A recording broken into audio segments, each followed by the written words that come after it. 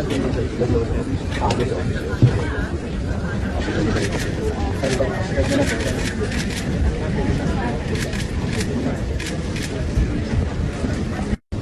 you. You may take your seats. Thank you very much, and good morning to all. Mr. Chair? Ma'am Yana, pwede. Let us cut to the chase. There's no opening statement because there are very important and urgent matters that we had to take up this morning. No? I understand si Engineer Henry Alcantara has prepared sinumpaang salaysay. Would you confirm that, Engineer? Yes, Your Honor. And you are assisted by your counsel? Yes, Your Honor. Yeah, okay. Can you please take your seat beside the Secretary of the Department of Justice para yung nasa vantage point ka? Pansinin niyo yung folder sa harapan ni Alcantara. Yan ang kanyang statement na binuksan niya kasi babasahin niya. Tapos, yun, binigyan siya ng script ni Boying. Kaya pala siya pinaupo dyan ni Panfilo. Kasi hindi naman siya dyan nakaupo nung pisa, di ba? Pinalipat lang siya ni Panfilo. Nakita mo yung naging facial expression nitong si Alcantara nung ibinigay ni Boying sa kanya yung papel. Kasi siguro nagulat siya. At saka at the same time, nakakakaba. Naiipit siya eh. Sasabihin ba niya yung totoo na nalalaman niya or babasahin niya yung script na ibinigay ng demonyong si Boying sa kanya? Tingnan nyo, nag-iba na yung itsura niya.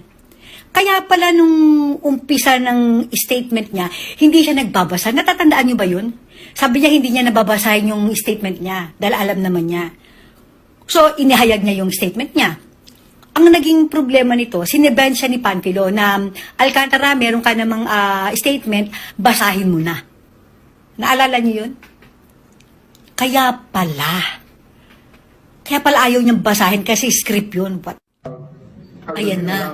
Ito na yung pinapaalam siya ni Boying sa chairman na dadalhin niya muna itong si Alcantara sa DOJ at ibabalik ng 2:00 para nga daw doon sa statement niya para maging ano na to, parang ipo-formalize.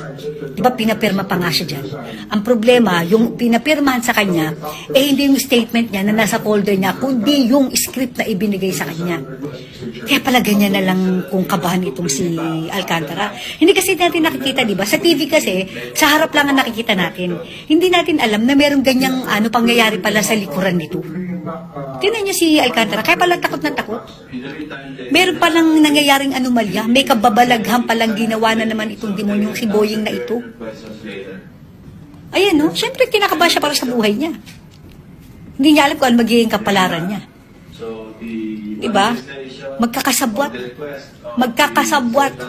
Alam ni Panfilo at saka ni Pepsi Paloma yan. Diba? Yan na, tatayo na. Tamo, kabadong-kabado siya, oh. Ayun. Yan yung script na dadali sa DOJ, tapos yung statement niya, ayun. Sinara niya na. Oh my gulay. Ano na mangyayari?